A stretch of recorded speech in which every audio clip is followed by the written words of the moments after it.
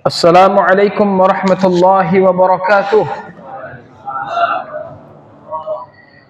Innal hamdalillah nahmaduhu wa nasta'inuhu wa nastaghfiruh wa na'udzu billahi min shururi anfusina wa sayyiati a'malina may yahdihillahu fala mudhillalah wa may yudlil fala hadiyalah. Asyhadu an la ilaha illallah wahdahu la syarikalah wa asyhadu anna Muhammadan abduhu wa rasuluh. Allahumma salli ala Muhammad wa ala alihi wa ashabihi ajma'in. Amma ba'd. Bapak Ibu yang dirahmati Allah Subhanahu wa taala, kita berjumpa lagi dalam kajian kita Kitabut Tauhid karya Syekhul Islam Muhammad bin Abdul Wahhab rahimahullahu taala, dan kita sudah sampai bab Tayyib. Ada yang ingat kita sampai bab mana? Bismillah. Kita sampai bab, kemarin kita telah membahas babu ihtirami asma'illah, bab menghormati, memuliakan nama-nama Allah Subhanahu wa taala. Kalau tidak salah. Kalau tidak salah berarti betul. Tayyib. Ini yang kita bahas kemarin ya. Sekarang berarti bab setelahnya. Ya, saya takut salah. Tapi berarti bab yang kita bahas pada malam hari ini adalah kelanjutannya, berarti babu man hazala bi syai'in fihi dzikrullahi awil qur'ani awil rasul. Bapak Ibu yang dirahmati Allah Subhanahu wa taala, bab ini adalah kelanjutan dari bab kemarin. Bab kemarin yang kita bahas adalah bab memuliakan, menghormati, mengagungkan nama-nama Allah Subhanahu wa taala. Tayyib. Dan sedikit sudah kita sampaikan bahwasannya nama-nama Allah Subhanahu wa taala ada yang mukhtassah dan ada yang ghairu mukhtassah. Nama-nama Allah Subhanahu wa taala ada yang nama-nama yang tidak boleh disematkan kecuali hanya untuk Allah, seperti lafzul jalalah, dan juga seperti nama Allah Ar-Rahman. Walaupun tidak ada alif lamnya, maka tidak boleh. Misalnya Rahman saja, misalnya tidak boleh. Tayyib. Ada yang ghairu mukhtassah. Yang nama tersebut, kalau yang kita inginkan hanya sekedar nama saja, bukan yang kita maksud adalah sifat yang terkandung di dalamnya dan kesempurnaan makna sifat tersebut, kalau hal itu artinya bukan yang kita inginkan, artinya bukan berkenaan dengan sifat Allah, bukan maknanya sifat-sifat Allah Ta'ala, tetapi hanya sekedar nama saja, maka ini tidak masalah. Tayyib. Dan Nabi SAW merubah nama Abul Hakam menjadi Abu Shuraih, karena orang-orang menganggap Abul Hakam ini sebagai hakim dari perselisihan yang terjadi antara mereka. Mereka datanglah ke Abu Shuraih untuk mengadukan permasalahan mereka, kemudian diputuskan perkara tersebut oleh Abu Shuraih, dan kemudian orang-orang ridho terhadap putusan tersebut, sehingga kemudian dia digelar dengan Abul Hakam, karena orang yang memiliki hukum. Taib. Maka sebagai bentuk penghormatan kepada nama Allah Subhanahu wa taala Al-Hakam, maka kemudian Rasul sallallahu alaihi wasallam merubah nama tersebut, diganti menjadi Abu Shuraih. Maka kalau nama-nama tersebut bukan khusus untuk Allah Subhanahu wa taala dan yang diinginkan hanya sekedar nama saja, bukan sifat yang terkandung dalam nama tersebut, maka tidak masalah. Tapi kalau yang diinginkan adalah maknanya, seperti Abul Hakam ini, mengapa dia digelar dengan Abul Hakam? Karena dia dianggap memiliki hukum, sedangkan tidak ada yang memiliki hukum secara mutlak kecuali Allah Subhanahu wa taala.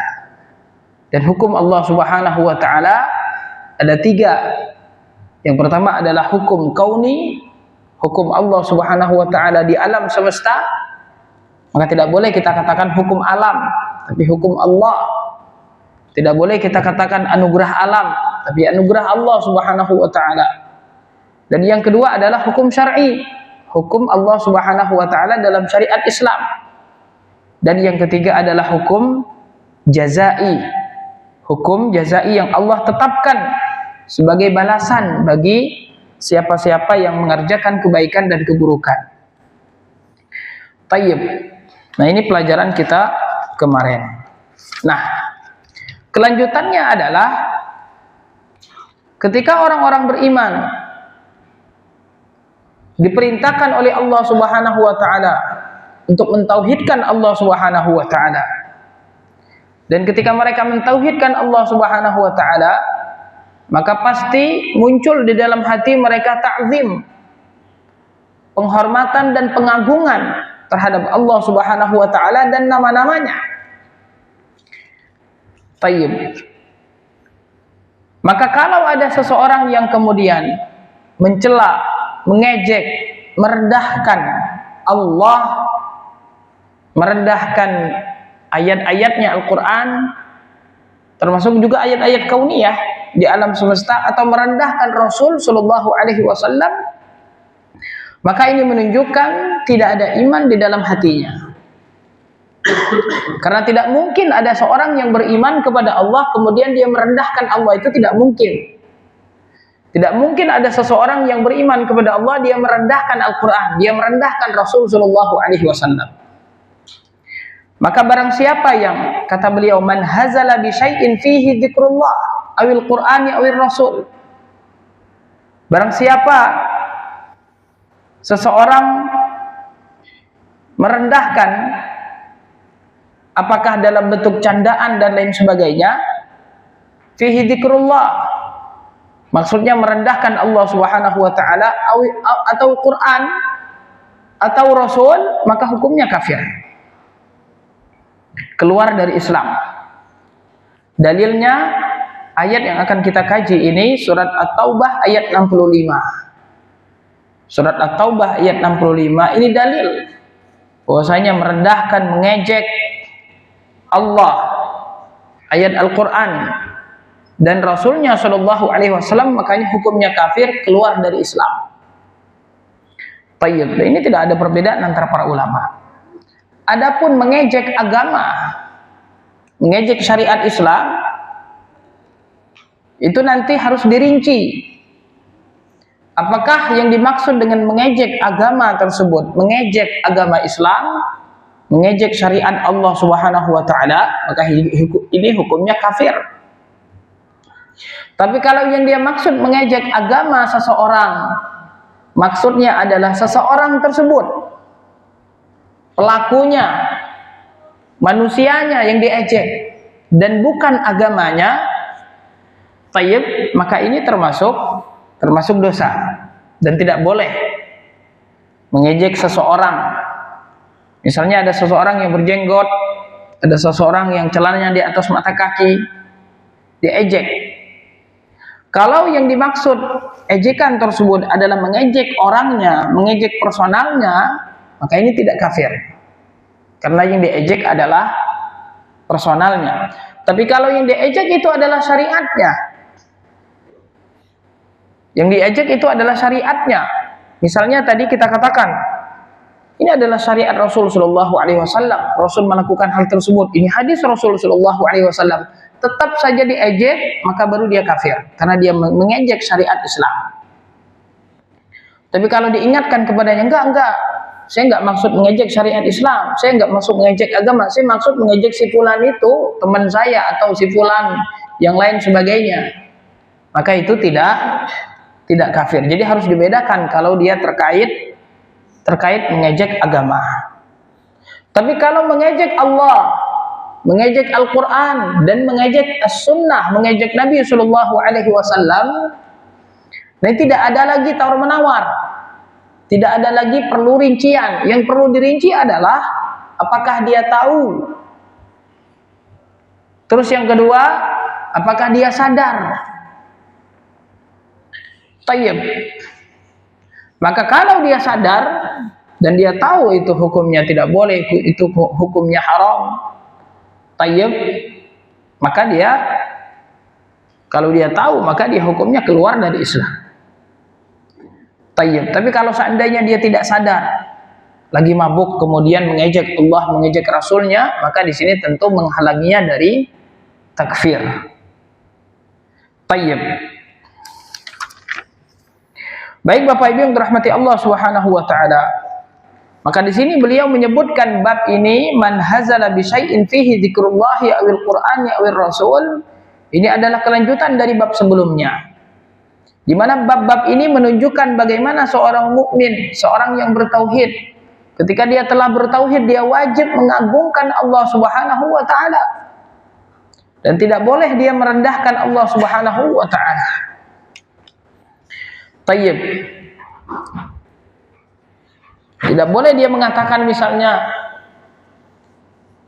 ini hukum Allah ini, misalnya dengan ucapan-ucapan seperti itu, misalnya hukum Allah ini nggak benar ini. Tayyib. Nah ini kufur dia. Atau dia merendahkan atau mengejek hukum Allah yang sifatnya kauni. Ini Allah ini kok orang lagi butuh dingin, kok dikasih panas, kok ini bodoh banget misalnya. Tayyib, maka kata itu kata kufur. Tayyib, ini kata-kata yang menyebabkan dia kafir, disebutkan oleh Syekh Ibnu Utsaimin dalam Al-Qaulul Mufid. Maka hati-hati kita sebagai seorang muslim, kadang tipis perkataan antara kekufuran dan keimanan. Maka dari itu kata Nabi sallallahu alaihi wasallam, innar rajula la yatakallamu bil kalimati la yulqi laha bal. Ada seseorang mungkin yang dia berkata suatu kalimat dan dia tidak memperdulikan kalimat tersebut. Dia ngomong dan tidak memperdulikan kalimat tersebut. Dia tidak memperhatikan apa yang dia ucapkan. Pokoknya sembarangan ngomong saja. Yahwi biha finnari sab'ina kharifah. Maka kalimat tersebut bisa jadi yang dia keluarkan tersebut bisa membawanya ke neraka selama 70 tahun. Satu kalimat yang dia katakan dan dia tidak peduli dengan kalimatnya tersebut, keluar saja, ngomong saja. Tayyib, memang lidah tidak bertulang. Tapi ketika dia sudah keluar dari mulut kita, sudah keluar dari lisan kita, yang awalnya sebenarnya kita yang harus menguasai lisan kita, tetapi kalau dia sudah keluar, maka sudah tidak bisa lagi kemudian ditarik. Maka kita hanya bisa menanggung hukum dan akibat dari ucapan tersebut. Tayyib. Jemaah sekalian dirahmati Allah Subhanahu wa taala, bab ini adalah bab yang memang harus betul-betul kita pahami, agar jangan sampai nanti kita terjatuh kepada perkara-perkara yang kita tidak sadar. Bahwasanya perkara-perkara tersebut ada mengandung istihza, mengejek, merendahkan. Maka kalau yang direndahkan itu adalah Allah Subhanahu wa taala, Rasulnya dan juga Al-Quran, maka dia hukumnya kafir. Tapi kalau yang diejek itu tersebut adalah agama, maka kita harus merinci terlebih dahulu. Kalau yang dimaksud adalah syariat Islam, maka dia hukumnya kafir. Tapi kalau yang dimaksud adalah personalnya, kaum musliminnya, maka itu tidak kafir. Nah, tayyib. Nah, beliau rahimahullahu taala menyebutkan firman Allah Subhanahu wa taala dalam surat At-Taubah ayat 65 kemudian 66, yaitu firman Allah Subhanahu wa taala tentang orang-orang munafik. Allah katakan, wala in sa'altahum la yaqulunna innama kunna nakhudu wa nal'ab.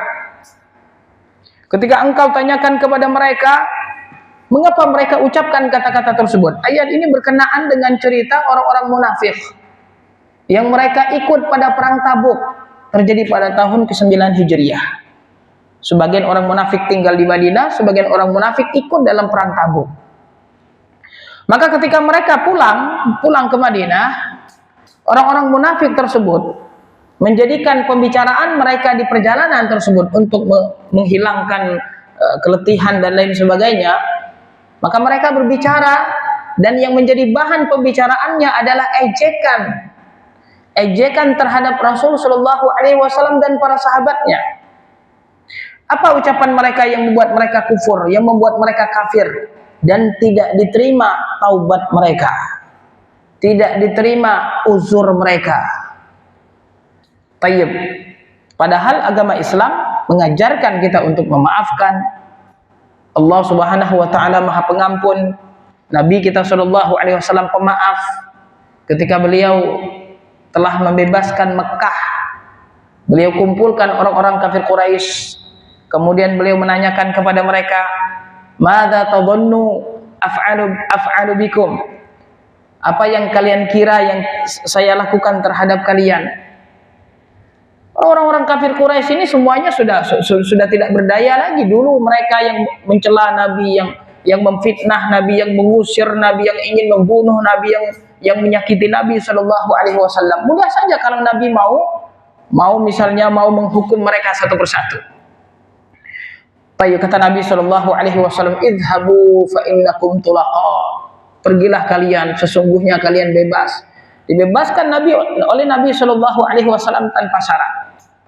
Ini pemaafnya Nabi kita Shallallahu Alaihi Wasallam. Tapi dalam bab ini, dalam bab istihza, dalam bab mengejek, merendahkan, menghina, ini tidak ada ampunnya. Makanya kata para ulama, kalau ada seseorang yang kemudian dia mengejek Allah, Al-Quran dan Rasul, ini beda, kufurnya bukan kufur i'rad. Para ulama menyebutkan kufur itu ada dua bentuk, kufur i'rad dan kufur mu'aradah. Kalau kufur i'rad, kufur artinya dia menolak saja, dihadapkan dengan Islam dia menolak, ini kufur i'rad. Tapi kalau mu'aradah, dia menolak dan kemudian menyerang, dia menolak dan kemudian menyerang Islam. Nah, orang-orang yang mengejek Allah, mengejek Rasulnya, ini orang-orang yang bukan hanya menolak saja, tetapi mereka menyerang Islam dengan ucapan mereka tersebut. Maka mereka, kata para ulama, lebih kufur, asyaddu kufrun, lebih kufur dari sekadar menolak Islam. Maka dari itu, orang yang memang ketika misalnya di mahkamah, di pengadilan, memang dia terbukti kemudian betul-betul kemudian terbukti dia mengejek Allah, mengejek Rasulnya, mengejek Al-Quran, tayyib, maka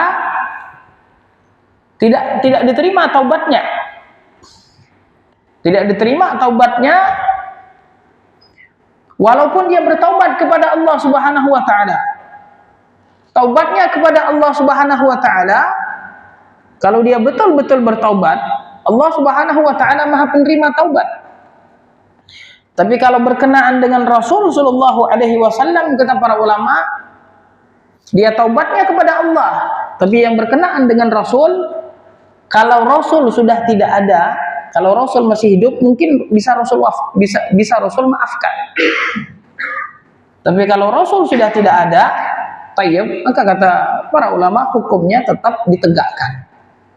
Hukumnya tetap ditegakkan. Sama seperti orang yang berzina. Orang berzina walaupun dia sudah bertaubat, saya bertaubat dari zina. Baik itu zina yang muhsan dan atau ghairu muhsan. Dia berzina kemudian dia bertaubat, ya taubat antara dia dan Allah. Kalau dia betul-betul taubatnya diterima Allah Subhanahu wa taala. Tapi apakah kemudian dia bertaubat, kemudian dia terlepas dari hukum cambuk 100 kali kalau dia belum menikah, atau dirajam sampai meninggal kalau dia sudah menikah? Apakah kemudian dengan taubatnya tersebut terlepas? Tidak. Maka begitu juga dengan orang yang mengejek Rasul sallallahu alaihi wasallam. Dan pendapat ini diperkuat oleh Syekhul Islam Ibnu Taimiyah rahimahullahu taala dalam kitab beliau As-Sarimul Maslul ala Syatimi Ar-Rasul. Kitab beliau rahimahullahu taala As-Sarimul Maslul ala Syatimi Ar-Rasul. As-Sarimul Maslul, pedang yang terhunus, ala Syatimi Ar-Rasul, bagi orang yang mencela Rasul sallallahu alaihi wasallam. Ya akhi, mencela sahabat saja hukumnya kafir. Mencela sahabat saja, mencela kebanyakan sahabat. Sahabat misalnya dikafirkan. Kata para ulama dalam kitab Syekhul Islam juga, hukumnya kafir. Kalau mencela 1 dan 2, nah ini butuh penjelasan. Tapi kalau mencela ammatas sahabah,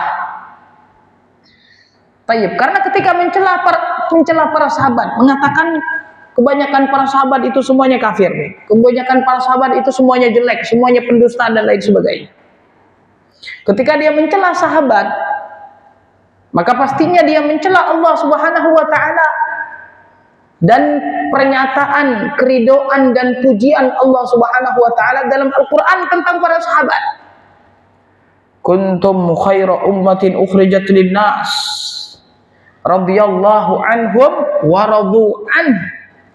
Pujian Allah Subhanahu wa taala dalam surat Al-Hasyr, lil fuqara'il muhajirin alladzina ukhriju min diyarihim wa amwalihim yabtaghuna fadlan minallahi wa ridwana wa yansurunallaha wa rasulahu ulaika humus shadiqun. Allah nyatakan ulaika humus shadiqun, orang-orang yang hijrah dari Mekah ke Madinah, kata Allah ulaika humus shadiqun, mereka itulah orang-orang yang shadiq, orang-orang yang benar imannya. Tayyib. Muhammadun Rasulullah walladzina ma'ahu asyidda'u 'alal kuffari ruhama'u bainahum. Tayyib. Maka dia mencela pujian Allah Subhanahu wa taala di dalam Al-Qur'an. Makanya kalau kita belajar ilmu hadis, belajar ilmu mustalahul hadis, al-jarh wa ta'dil itu diperiksa, artinya ditegakkan itu setelah para sahabat. Artinya para sahabat ini tidak masuk dalam jarh wa ta'dil. Si fulan itu dilihat siqah atau tidak, diterima atau tidak hadisnya, itu setelah masa para sahabat. Artinya para tabi'in itu diperiksa terlebih dahulu apakah dia bisa diterima hadisnya atau tidak. Adapun para sahabat Nabi Shallallahu alaihi wasallam, ijma' para ulama. Sebagaimana disebutkan oleh Ibnu Hajar dalam Al-Isabah, Syekhul Islam Ibnu Taimiyah juga, Al-Iraqi juga dalam Syarh Alfiyah. Para ulama sepakat bahwasanya semua para sahabat itu udul.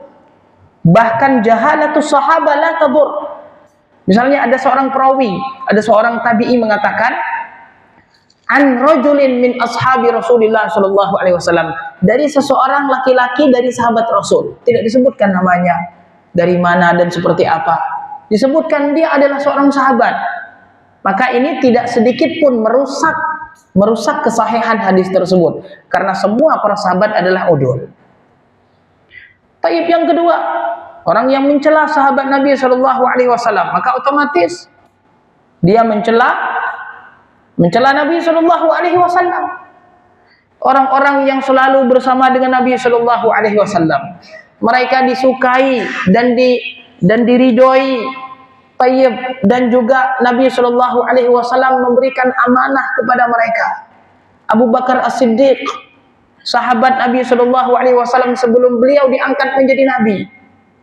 Abu Bakar As-Siddiq, tayyib, manusia yang pertama kali beriman dari kalangan orang tua, yang dipilih oleh Nabi Shallallahu alaihi wasallam untuk hijrah ke Madinah, yang Allah Subhanahu wa taala bersaksi, dan satu-satunya sahabat yang disebutkan idz yaqulu li sahibihi la tahzan innallaha ma'ana. Allah bersaksi Abu Bakar itu sahabat Rasul, sahabat.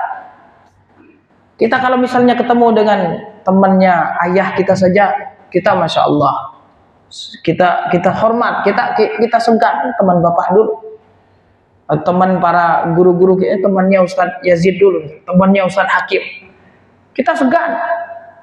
Tayyib. Nah ini temannya Rasul, ini dianggap mereka kafir, dianggap mereka buruk, dianggap mereka pendusta, dianggap mereka rakus dan lain sebagainya. Na'udzubillah. Maka orang-orang Syiah di zaman sekarang, pendahulu mereka adalah orang-orang munafik di zaman Rasul Shallallahu alaihi wasallam.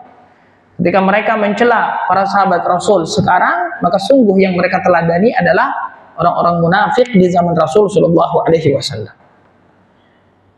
Tayyib. Maka bagaimana kemudian Rasul Shallallahu alaihi wasallam yang membimbing sahabatnya, yang membina sahabatnya, yang menuntun sahabatnya, yang sangat cinta dengan hidup bersama sahabatnya, suka dan duka bersama sahabat, kemudian dikatakan sahabat Rasul itu adalah makhluk-makhluk yang buruk. Subhanallah, subhanallah. Berarti juga dia telah mencela gurunya Rasulullah Shallallahu Alaihi Wasallam. Tayyib. Kemudian terakhir, dan ini yang sangat fatalnya, ketika mereka mencela para sahabat Nabi Shallallahu Alaihi Wasallam, berarti otomatis mereka mencela syariat. Ayat Al-Quran yang sampai ke kita ini, semuanya dengan perantara dan wasilah sahabat Nabi Shallallahu Alaihi Wasallam. Hadis-hadis Rasul Shallallahu Alaihi Wasallam sampai ke kita, semuanya adalah diriwayatkan oleh para sahabat Nabi Shallallahu Alaihi Wasallam. Kalau mereka sudah dikafirkan oleh orang-orang Syiah, selesai sudah syariat kita, sudah tidak ada nilainya lagi Al-Quran kita. Karena dalam mustalahul hadis, kalau dinukil dari orang pendusta, maka hadisnya tertolak. Kalau ada ciri-ciri dusta saja, kita katakan hadis ini muttahamun bil kadzib. Perawinya muttahamun bil kadzib. Hadisnya tidak mungkin diterima. Matruk, ditinggalkan. Kalau perawinya dianggap ada kayaknya dusta, muttaham. Apalagi kalau perawinya pendusta, itu dikatakan hadisnya palsu, hadisnya maudhu'. Maka kalau sahabat Nabi Shallallahu Alaihi Wasallam itu sudah dikafirkan, dicela oleh orang-orang Syiah, bahkan itu menjadi keyakinan mereka, menjadi dasar keyakinan mereka, dan tidak sah keimanan mereka tanpa mencela para sahabat Nabi Shallallahu Alaihi Wasallam. Maka mau di bagaimanapun kita dengan Syiah tidak akan ketemu. Kita ke barat, dia ke timur. Tayyib.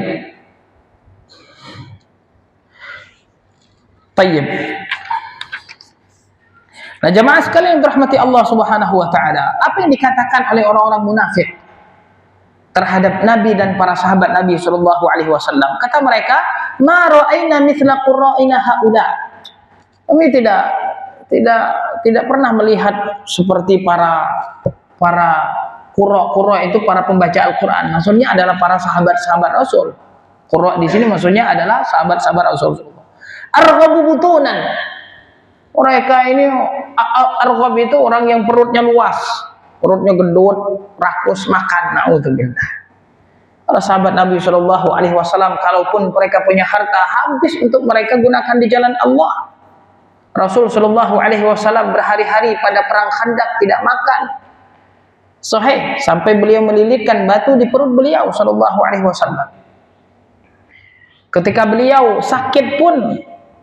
sakit, Aisyah radhiyallahu anha meminta kepada kepada seorang perempuan, mungkin itu keluarganya atau istri Rasul yang lain, tidak ada minyak di rumah Rasul sallallahu alaihi wasallam. Ketika Rasul sallallahu alaihi wasallam sedang sakit, pada sakitnya beliau diwafatkan Allah Subhanahu wa taala. Dan beliau berhutang 3 sok dari Yahudi dan meninggalkan baju beliau untuk menjadi gadai. Tayyib, dan beliau meninggal dalam keadaan berhutang tapi ada jaminannya. Tayyib. Nah, terus ini maka tuduhan yang memang tidak ada nyatanya. Allah Subhanahu wa taala sebutkan di dalam Al-Qur'an tentang orang-orang Ansar. Walladzina tabawwa'ud dara wal imana min qablihim yuhibbuna man hajara ilaihim. Orang-orang Ansar senang orang muhajir datang ke Madinah. Enggak ada perasaan lapak mereka diusik dan lain sebagainya. Wa yu'thiruna ala anfusihim walau kana bihim khasasa. Orang-orang Ansar lebih mengutamakan saudara mereka muhajirin daripada diri mereka sendiri, walau kana bihim khasasah. Kata Ibnu Katsir, khasasah maja'ah syadidah, lapar betul lapar, tapi masih mengedepankan kaum muhajirin. Makanya mereka disebut dengan kaum Ansar. Makanya Rasul sallallahu alaihi wasallam ketika beliau akan wafat, 5 hari beliau sebelum wafat, beliau mewasiatkan agar orang-orang berbuat baik kepada kaum Ansar. Tayyib. Wala akdzabu al-sunan. Kata mereka, oh Rasul dan para sahabat itu, mereka itu mulut mereka itu pendusta. Astagfirullah. Wala ajbadu 'inda liqa. Dan mereka itu kalau perang itu penakut, subhanallah. Jadi yang digambarkan, yang dikatakan oleh orang-orang munafik tersebut sesuatu yang sama sekali tidak ada pada Rasul dan para sahabat, justru pada mereka semua. Dalam surat Munafiqun Allah Subhanahu wa taala katakan, wallahu yashhadu innal munafiqina lakadzibun. Mudzabzab. Orang-orang munafik itu mudzabzab, la ilaha ula wa la ilaha ula. Allah bersaksi mereka itu adalah pendusta.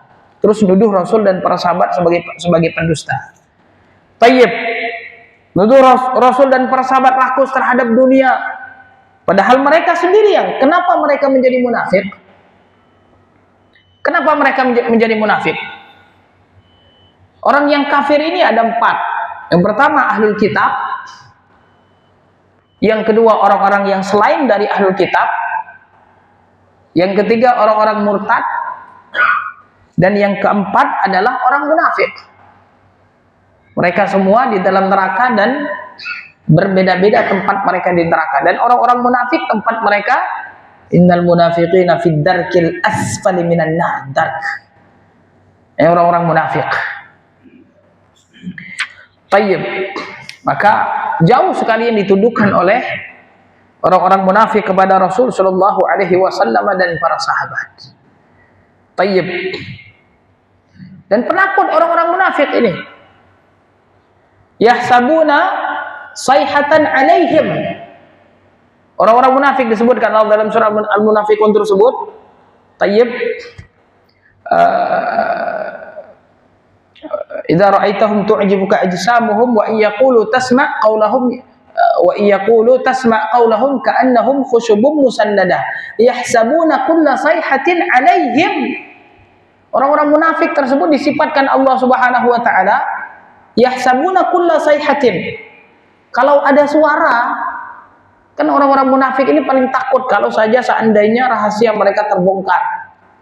Kalau ada yahsabuna kulla sayhatin, kalau ada suara itu mereka menganggap itu adalah untuk mereka semua. Tayyib.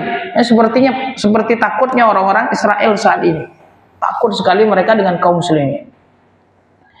Tayyib. Sehingga kemudian betul-betul mereka berusaha keras bagaimana kemudian menghadapi kaum muslimin.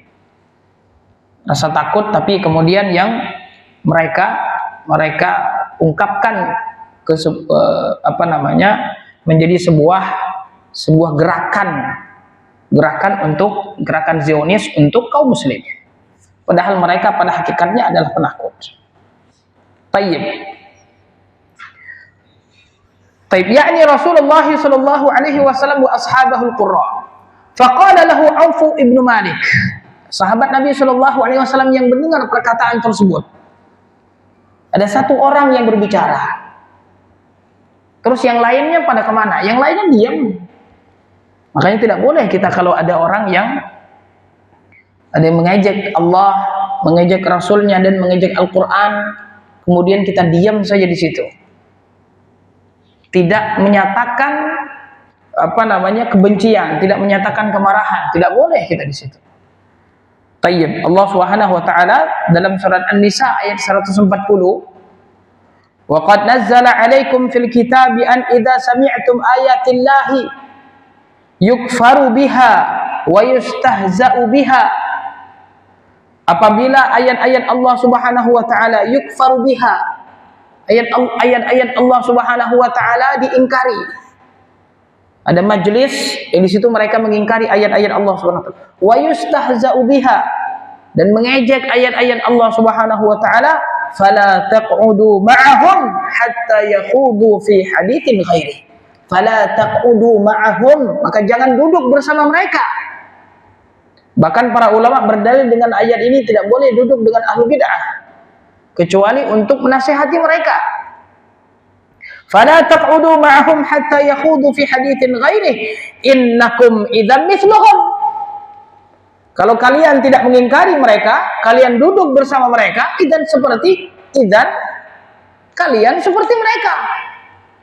Tayyib. Maka satu kemudian yang mengejek Rasul dan para sahabat, kemudian yang lain diam, maka ini berarti sama seperti mereka. Maka di sini disebutkan di dalam Al-Qur'an itu dhamirnya dhamir jama'. Wala in sa'altahum, apabila engkau tanyakan kepada mereka, padahal yang berbicara itu satu, karena yang lain itu setuju. Maka dari itu sahabat Auf ibnu Malik, kadzabta, harus kita katakan kita tidak setuju, kita tidak sependapat. Tayyib, berpisah kita dari majelis tersebut. Tidak boleh kita ayat-ayat Allah Subhanahu wa taala diingkari di situ, ayat-ayat Allah Subhanahu wa taala diajak, kemudian kita di situ saja hanya gara-gara maksud duniawi, kita sabar mendengar diajaknya ayat-ayat Allah, direndahkannya ayat-ayat Allah. Tayyib. Nah, inilah orang-orang munafik. Merekalah justru yang kemudian rakus terhadap dunia, yang kemudian kerakusan mereka terhadap dunia tersebut mencari aman dari semua golongan. Dengan orang-orang munafik, ketemu dengan orang-orang Yahudi, kami bersama kalian. Ketemu dengan orang beriman, kami bersama, untuk menyelamatkan hartanya, untuk menyelamatkan pelanggannya, untuk menyelamatkan kedudukannya dan lain sebagainya. Menjadi munafik sana sini. Tayyib. Allah musta'an. Nasallallahu salamah. Semoga Allah Subhanahu wa taala menjaga kita, menguatkan hati kita.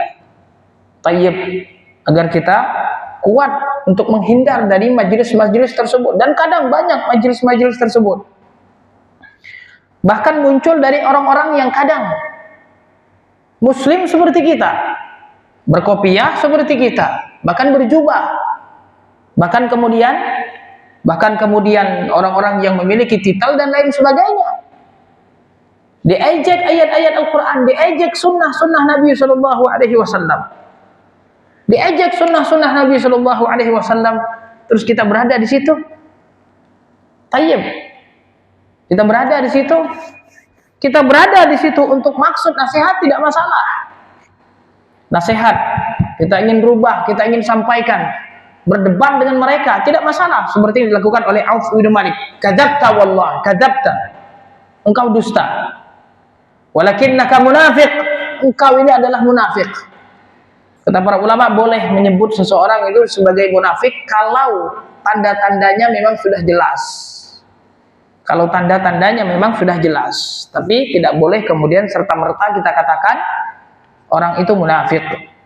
Tapi kalau seandainya tanda-tandanya sudah jelas, seperti yang dikatakan oleh munafik ini yang ikut dalam pasukan Rasul Sallallahu Alaihi Wasallam, maka tidak masalah kita mengatakan kepadanya, walakinnaka munafiq, tapi engkau adalah munafik.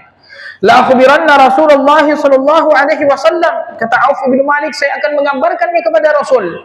Fahadha Aufun ila Rasulillah Sallallahu Alaihi Wasallam liyukhbirahu. Maka kemudian Auf pergi menuju Rasul Sallallahu Alaihi Wasallam mengabarkan kepadanya. Fawajadal Qur'ana qad sabaqahu, tetapi ayat Al-Qur'an telah mendahului Auf ibnu Malik, telah turun sebelum sampainya Auf ibnu Malik. Faja'a ar-rajulu ila Rasulillah sallallahu alaihi wasallam qadir tahala wa raqibana qatah. Tayyib, dan datanglah kemudian seorang munafik tadi menghadap Rasul sallallahu alaihi wasallam ingin meminta uzur. Faqala ya Rasulullah, wahai Rasul, innama kunna nakhudu wa natahaddatsu hadits ar-rakbi naqta'u bihi 'anna tariq. Wahai Rasul, innama kunna nakhudu, khawd itu yang ngobrol enggak jelas. Khawd wa natahaddatsu hadits ar-rakbi. Kami ini hanya berbincang-bincang seperti orang yang menghilangkan penat di perjalanan saja. Daripada diam-diam baik, yang ngobrol aja katanya. Jadi meminta uzur kepada Rasul Sallallahu Alaihi Wasallam, bahwasanya hanya sekedar ini saja, Rasul nggak serius, hanya sekedar ngobrol-ngobrol saja, nggak ada maksud untuk mengejek, mencela, nggak ada maksud. Qala Ibnu Umar yang melihat hal tersebut, ka'anni anzuru ilaihi muta'alliqan bi nas'ati naqati Rasulillah. Binis'ati naqati Rasulillah. Kata Ibnu Umar yang melihat laki-laki tersebut, saya melihatnya muta'alliqan, dia bergantung di tali pelananya, tali yang diikat di leher unta tersebut, naqahnya Rasul sallallahu alaihi wasallam, untanya Rasul sallallahu alaihi wasallam. Wa innal hijarata tankubu rijlaihi. Jadi Rasul berjalan dengan tunggangannya tersebut, dengan untanya tersebut, dan dia merengek-rengek meminta uzur dari Rasul sallallahu alaihi wasallam sampai kakinya kena batu dan dia tidak terasa. Dan dibiarkan oleh Rasul sallallahu alaihi wasallam. Padahal Rasul sallallahu alaihi wasallam tayyib azizun alaihi ma anittum harisun alaikum bil mu'minina raufur rahim. Bil mu'minina raufur rahim. Rasul sallallahu alaihi wasallam sangat rauf, sangat kasih kepada orang-orang beriman. Maka dari itu kata para ulama, memaafkan itu ada fikihnya. Kita memaafkan orang lain, dan dengan maaf tersebut akan membuatnya benar, akan membuatnya baik. Dan ketika kita memaafkan tersebut, ini ada kemaslahatan baginya, ada kemaslahatan untuk umat, ada kemaslahatan untuk agama, kita maafkan. Tayyib. Tapi kalau kita memaafkan seseorang dan tidak tepat kita memaafkannya, ketika kita memaafkannya justru bisa jadi akan membuatnya semakin merajalela, akan membuatnya semakin leluasa. Kemudian kelompok-kelompoknya juga akan semakin besar nanti, semakin keras, semakin luas mentertawakan dan mengejek Rasulullah sallallahu alaihi wasallam karena dimaafin. Tayyib, maka maaf yang seperti ini tidak boleh kata para ulama. Tayyib, karena maaf yang seperti ini justru akan mendatangkan mudarat. Kalau maaf yang kita berikan itu mendatangkan kemaslahatan, maka itu yang seharusnya. Tapi kalau mendatangkan kemudaratan, maka itu justru tidak boleh. Maka Rasul sallallahu alaihi wasallam di sini, tayyib, ketika dia mengatakan wa huwa yaqul innama kunna nakhudu wa nal'ab, ya Rasul, kami hanya ngomong-ngomong cerita-cerita saja dan hanya ya canda saja. Nal'ab, canda, enggak serius. Tayyib, fayaqulu lahu Rasulullah sallallahu alaihi wasallam, maka kemudian Rasul sallallahu alaihi wasallam mengatakan kepadanya tidak lebih dari ayat yang turun kepada beliau, abillahi wa ayatihi wa rasulihi kuntum tastahzi'un. Apakah dengan Allah, dengan ayat-ayatnya dan dengan Rasulnya sallallahu alaihi wasallam kalian kuntum tastahzi'un, kalian mengejek-ngejek? Tidak ada lagi bahan ejekan yang kalian gunakan untuk ngobrol-ngobrol dan lain sebagainya selain dari mengejek Allah, Rasulnya dan ayat-ayatnya. Tayyib, ma yaltafitu ilaihi wa ma yaziduhu alaihi.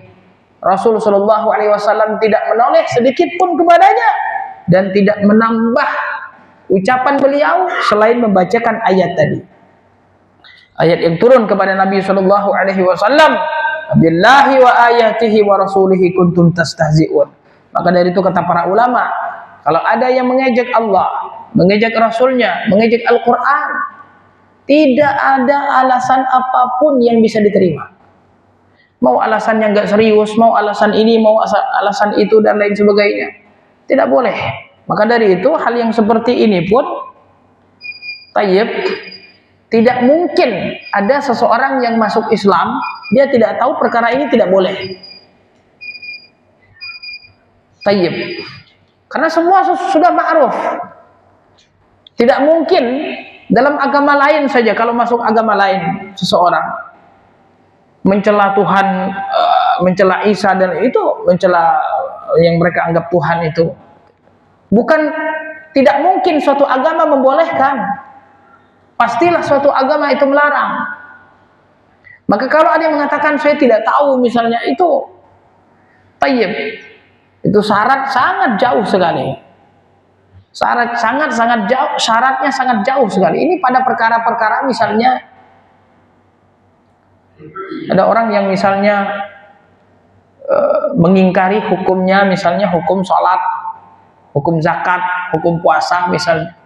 Saya tahu Islam itu, saya kira Islam itu hanya 2 kalimat syahadat saja. Dan itu pun kata para ulama dilihat terlebih dahulu. Kalau dia memang betul-betul tinggal di daerah jauh yang tidak ada Islamnya di sana, tidak ada dai yang sampai ke sana, mungkin uzurnya kita terima.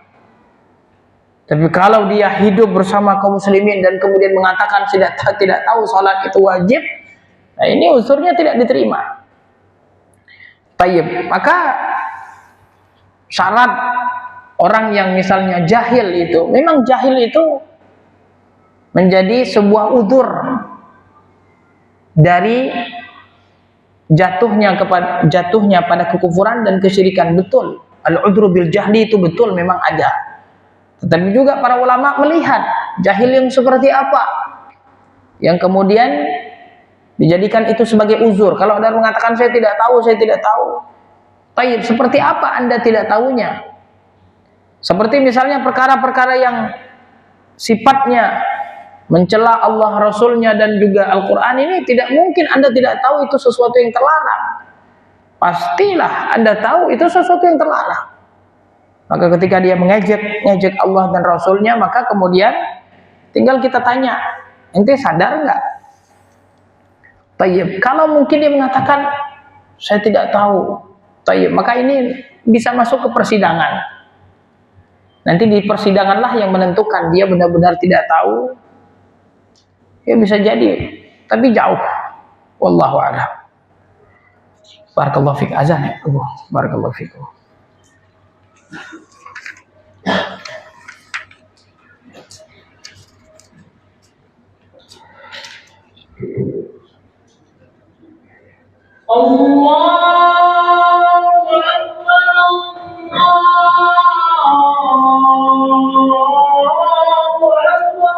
Allahu Akbar, Allahu Akbar.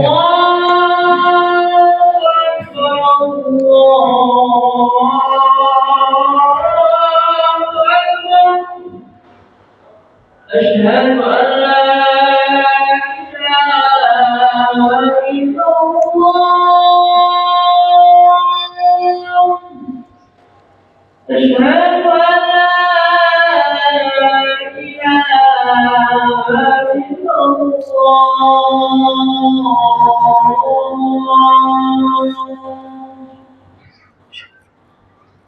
Asyhadu anna Muhammadan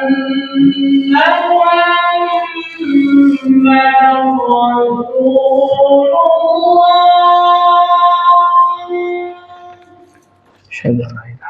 Asyhadu anna Muhammadan Rasulullah.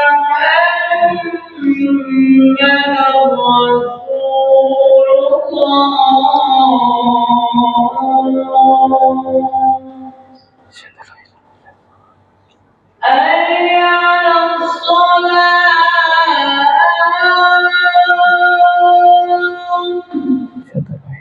Hayya 'alas shalah.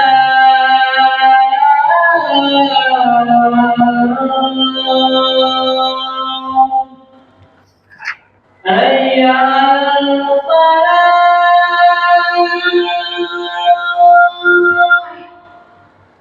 Hayya 'alal falah.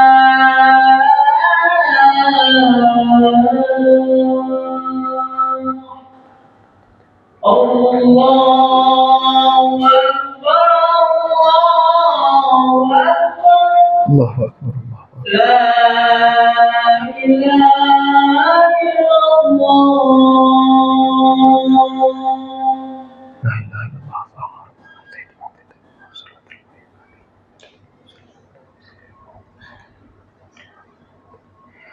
Bismillah, walhamdulillah, wassalatu wassalamu ala rasulillah wa ala alihi wa ashabihi wa mawalah ma ba'du. Tayyib. Maka Taubah ayat 65 ini kata Allah Subhanahu wa taala, "Qul abillahi wa ayatihi wa rasulihi kuntum tastahzi'un." Apakah dengan Allah, ayat-ayatnya dan rasulnya kalian mengejek-ejek? La ta'tadiru. Tidak ada uzur bagi kalian, kata Allah Subhanahu wa taala. Qad kafartum ba'da imanikum. Kalian telah kafir setelah iman kalian. Nah ini juga tadi sebagai dalil bahwasannya mengejek Al-Quran, Allah dan Rasul hukumnya kafir dan tidak diterima uzurnya. La ta'tadiru, tidak ada uzur bagi kalian. Qad kafartum ba'da imanikum, kalian telah kufur setelah iman kalian. Tayyib, maka bisa jadi seseorang itu kufur setelah dia sebelumnya beriman. Karena kufur itu bisa jadi dia lewat keyakinannya, bisa jadi dia lewat ucapannya, tayyib, bisa jadi juga dia lewat perbuatannya. Cuma tentu ada hal-hal yang harus kita perhatikan terkait menghukumi seseorang itu kafir atau musyrik. Kalau asal seseorang itu Islam atau Muslim, maka kita harus hati-hati menghukuminya. Tidak boleh kita serta-merta setiap orang yang jatuh kepada kekafiran, setiap orang yang jatuh kepada kesyirikan itu kita anggap kafir atau musyrik. Tidak. Ada syarat-syarat yang harus terpenuhi. Dan ada mawani yang harus hilang. Syarat-syarat yang harus terpenuhi ketika seseorang tersebut dikatakan kafir, diantaranya adalah dia paham apa yang dia ucapkan tersebut. Kalau dia tidak paham apa yang dia ucapkan, tayyib, maka tidak bisa kemudian dia dihukumi kafir. Kemudian ada mawani'nya. Ada mawani'nya. Ada kala orang mengucapkan tersebut, kadang dia tidak sadar dalam keadaan mabuk, atau mungkin memang dia tidak tahu, mungkin dia tahunya seperti ini dulu, dan bisa jadi itu syubhat. Dan syubhat juga bisa menghindari seseorang dari kekufuran. Tayyib. Maka di sini berkaitan dengan pertanyaan kita, apakah pelaku kekufuran otomatis kafir? Tidak. Jawabannya tidak. Tidak semua yang jatuh kepada kekafiran dia dihukumi kafir. Tidak semua yang mengucapkan perkataan kafir dia dihukumi kafir. Tayyib, ada syarat-syarat yang harus terpenuhi dan ada mawani yang harus hilang. Maka yang bertanggung jawab mengurusnya adalah ulama dan pemerintah. Ulama yang menjelaskan hukumnya dan kemudian pemerintah yang memutuskan dalam sebuah mahkamah atau pengadilan. Nah, kita di Indonesia ada pengadilan agama. Maka sampaikan kepada pengadilan agama. Dan masalah irtidad, masalah murtad, ini masuk ke dalam bab fikih. Kalau kita belajar bab fikih, setelah bab ibadah, kemudian bab muamalah, kemudian bab munakahah, kemudian ada bab jinayah, dan di situ ada bab qadha. Qadha ini hukum-hukuman bagi pelaku-pelaku, hukuman pelaku pencuri, hukuman pelaku zina, dan hukuman bagi orang yang murtad. Dibahas di dalam kitab fikih. Orang yang murtad ini seperti apa saja seseorang tersebut bisa menjadi murtad. Dijelaskan di dalam mazhab yang 4. Tayyib. Jadi kita ketika misalnya mengatakan seseorang itu murtad, itu tidak semena-mena atau juga tidak sembarangan. Harus kemudian ditentukan oleh para ulama dan pengadilan terlebih dahulu. Karena kalau seandainya dia sudah dihukumi murtad, dia nanti kalau meninggal tidak disolatkan. Dia tidak bisa, hartanya tidak bisa diwariskan oleh anak istrinya karena beda agama. Kemudian kalau dia mati juga tidak dikuburkan di kuburan kaum muslimin. Maka dari itu kemudian tidak mudah kemudian menghukumi orang itu murtad, kafir, musyrik dan lain sebagainya. Harus melewati pengadilan. Tayyib, yang sifatnya hukum masal. Tayyib, kecuali kalau memang sudah ada orang-orang yang jelas melakukan kekufuran yang di situ tidak perlu lagi dilihat, tidak perlu ditanya para ulama tentang hukumnya. Ada orang yang melempar Al-Quran misalnya, itu udah jelas itu dia keluar dari Islam. Tayyib, tapi kalau ada hal-hal yang ucapan yang ada subhatnya di situ, mungkin dia belum jelas, mungkin dia belum paham, nah itu harus diangkat ke pengadilan. Pengadilan ya kemudian yang memutuskan apakah dia masih seorang muslim atau tidak. Tayyib. Maka orang kalau sudah keluar dari Islam dengan kekafirannya tersebut, maka dia harus masuk Islam kembali karena dia sudah keluar. Dan masuk Islam itu dimulai dengan syahadat. Tayyib. Yang berhak menjatuhkan hukuman baginya adalah pengadilan tadi. Karena pengadilan inilah kemudian yang akan menghukumi si fulan tersebut dan menanyakan terkait bukti-bukti, kejelasan, saksi. Itu seperti pengadilan-pengadilan orang yang melakukan zina, yang mencuri, minum khamar dan lain sebagainya. Karena bisa jadi ada orang yang mengucapkan perkataan kafir, dia tidak tahu, dia tidak sadar dan lain sebagainya, maka harus diselesaikan di pengadilan. Maka kita ahlu sunnah wal jamaah yang mengikuti pemahaman para salafus soleh, para sahabat dan para tabi'in di dalam bab takfir, di dalam bab menyebutkan seseorang itu muwahhid atau musyrik, maka landasan kita, dasar kita adalah Al-Quran dan As-Sunnah. Kita mengkafirkan apa yang dikafirkan oleh Allah dan Rasulnya. Ini Allah Subhanahu wa taala mengkafirkan orang-orang yang mengejek agama. Kata Allah, qad kafartum ba'da imanikum. Dan kita di dalam syahadat kita juga asyhadu an la ilaha illallah wa asyhadu anna Muhammadar Rasulullah. Asyhadu an la ilaha illallah, itu kita kufur. Kita kufur kepada semua sesembahan selain Allah. Jadi kita satu sisi kita beriman kepada Allah, dan satu sisi kita kafir kepada semua sesembahan selain Allah. Sebagaimana orang-orang kafir, mereka kafir kepada Allah dan beriman kepada berhala-berhala mereka. Dan kita orang Islam, kita beriman kepada Allah dan kita kufur kepada berhala-berhala selain Allah Subhanahu wa ta'ala. Maka Ahlussunnah wal Jamaah mengkafirkan apa yang dikafirkan oleh Allah dan Rasulnya, dan tidak mengkafirkan yang tidak dikafirkan oleh Allah dan Rasulnya. Dan kita harus hati-hati di dalam bab ini. Tidak semua nas-nas kemudian yang disebutkan di situ kafir kemudian kita hukumi kufur besar. Karena kufur ada dua, ada kufur besar, ada kufur kecil. Kufur besar mengeluarkan dari Islam, kufur kecil tidak mengeluarkan dari Islam. Dan banyak dari nas-nas di dalam Al-Quran dan As-Sunnah disebutkan kufur, disebutkan kafir, tapi bukan maksudnya kufur besar. Begitu juga syirik, ada syirik besar, ada syirik kecil. Syirik besar mengeluarkan dari Islam, syirik kecil tidak mengeluarkan dari Islam. Fasik ada dua, ada fasik besar, ada fasik kecil. Nifak ada dua, ada nifak besar seperti nifaknya orang-orang munafik di zaman Rasul, itu nifak besar, itu keluar dari Islam. Tapi ada nifaknya orang-orang beriman, nifaknya kita. Apabila berkata berdusta, apabila diberikan amanah berkhianat, itu nifaknya kita dan tidak mengeluarkan dari Islam. Nah, kelompok Khawarij mereka yang mengkafirkan kaum muslimin, mengkafirkan pelaku dosa besar, karena mereka tidak membeda-bedakan mana kafir kecil, mana kafir besar, dipukul rata dan memahami nas-nas Al-Quran dari kepala mereka, tidak dari pemahaman para salafus soleh, tidak dari pemahaman para sahabat, tidak dari pemahaman para ulama-ulama. Mengambil Al-Quran dibuka, oh kafir, ini kafir, ya udah kafir, orang pelaku dosa besar. Akhirnya kemudian membuat teror dan lain sebagainya. Alhamdulillah kita ahlu sunnah wal jamaah di dalam bab ini pertengahan, sebagaimana tuntunan Al-Quran dan As-Sunnah.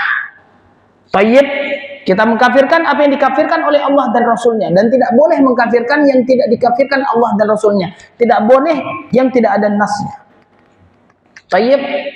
Dan begitu juga kalau sudah jelas-jelas itu adalah kekufuran, kalau sudah jelas-jelas itu adalah kesyirikan, maka tidak boleh kita kemudian meyakini itu adalah keimanan. Kita juga harus yakini itu kesyirikan, itu adalah keimanan, sebagaimana tuntunan Al-Quran dan As-Sunnah. Mudah-mudahan jelas permasalahan ini. Barakallahu fikum.